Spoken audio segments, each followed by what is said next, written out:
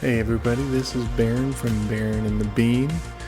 Today was the first day of Summer Games Fest, and we wanted to give our thoughts on the big conference that they held today. Now, this will not cover every game that was discussed today, but it'll go over the main things that we found interesting over the course of the press conference. The first thing shown was a LEGO Horizon game.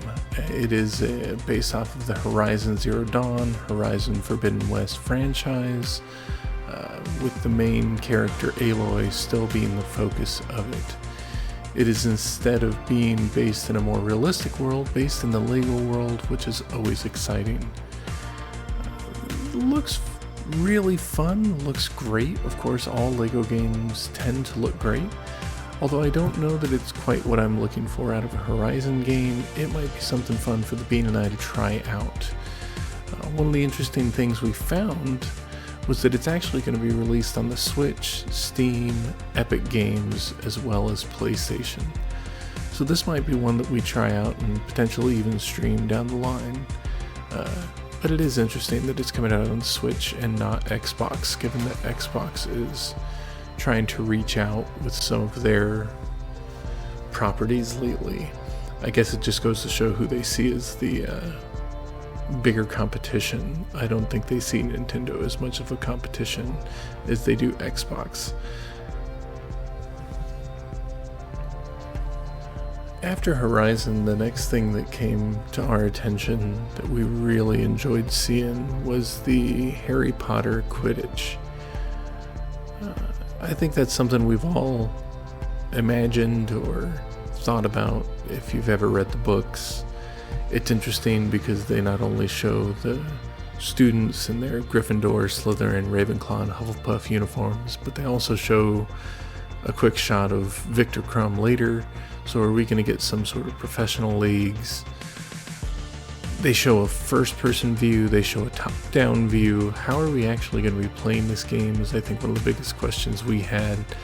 We've actually been doing a book club between the Bean and I where we're reading through the Harry Potters currently. We're on the Order of the Phoenix, which unfortunately cuts a lot of the Quidditch out in favor of some of the other story, but it could be really interesting, and it's something that we'll definitely be paying attention to as more gets released.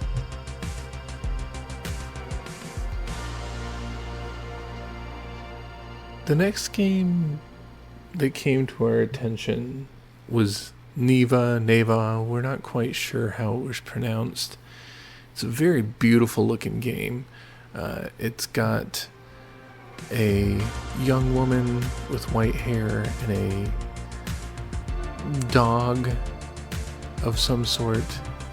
Kind of reminds us of our Labrador that we have in the house. The art style is truly beautiful, but it's got that creepy ambiance around it. There's definitely some sort of monsters. It's some sort of mixture between Spirited Away, Limbo, and many of those artistic type games that have come out over the past few years. It could be really interesting. It looks promising. We also just found the art style to be completely endearing. So here's hoping that Neva turns out to be something truly spectacular.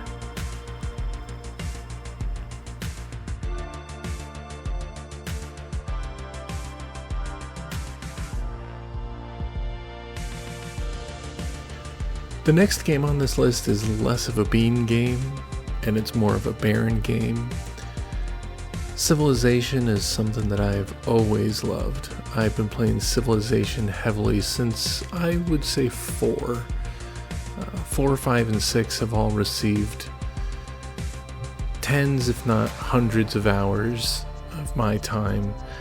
It's one of those few games that come the middle of the night, I say, just one more turn. And then the next thing I know, it's a couple of hours later. So the announcement of a Civilization 7, of course, has me very excited. It's done very much in the Civilization introduction style. We don't receive a lot of information, But if you've played Civilization at this point, I think you know what to expect. I, for one, am very excited. I cannot wait to get my hands on this new iteration.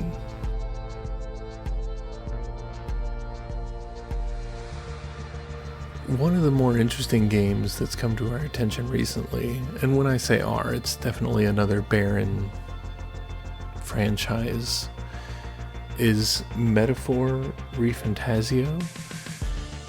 I don't want to say it's a spin-off of the Persona series, but it's definitely clearly in the vein of the Persona series. It seems like it's in more of a fantasy setting, but as you watch the combat and you watch the artistic art style, you can't help but be struck by how much this looks like a Persona game if it was done in a steampunk alternate fantasy style. I'm not quite sure if we'll be picking it up yet, but it's definitely something that has our attention. I really kind of want to give it a try, see how much I enjoy the characters and the story, because Persona is one of those franchises that took me a while to get my hooks into, but once I did, I really enjoyed it. So here's to hoping that Metaphor turns out to be something truly special. We look forward to giving it a shot later this year.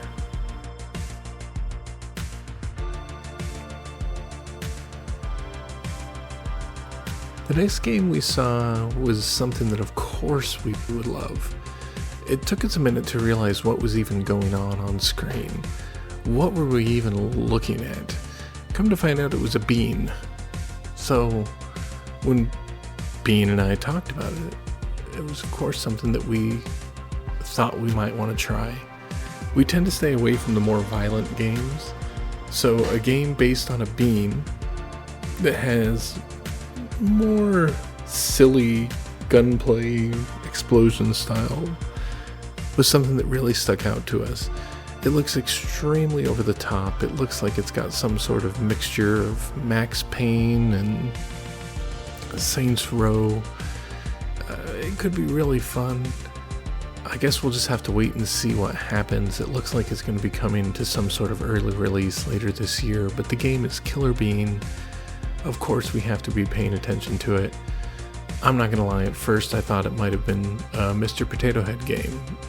I'm glad I was wrong. It looks like it could be a lot of fun. At this point, it was time for another Baron game. The next game shown was Dune Awakening. It's a game that I'm extremely interested to see what they end up doing with it. Apparently it's an MMO based in the Dune universe if Paul Atreides was never born. I'm not quite sure where they're going to go with it, but as a Dune fan myself, I am very curious to see where they go and how they handle things. The book is extremely interesting, although as the series goes on, it starts to get more and more lambastic. So let's just maybe put this one on the cautiously optimistic. I'm really hoping that it could turn out to be something interesting as we learn more.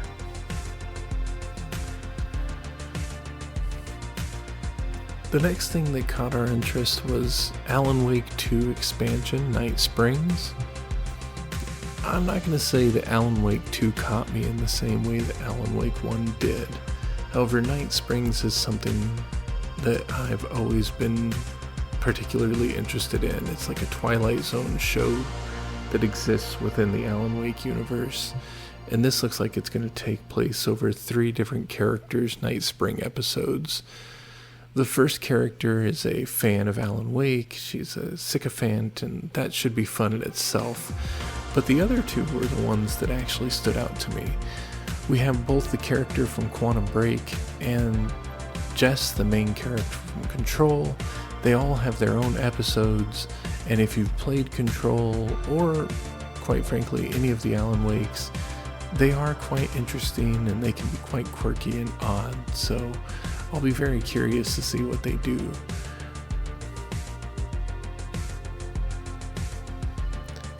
This next one is 100% Bean. Although it's something I've always been interested in trying. I've seen her and her friends playing Party Animals many times, and every time I do, it just looks like a blast. Bunch of animals with their ragdoll physics going through all sorts of different shenanigans. Party Animals 2 looks like they're going to be expanding more on what they already have. It sounds like a lot of fun, and it looks just like absolute bedlam.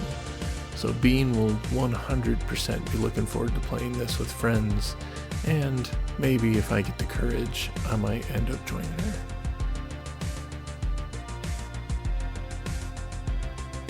The final thing of note for us was the new Monster Hunter series.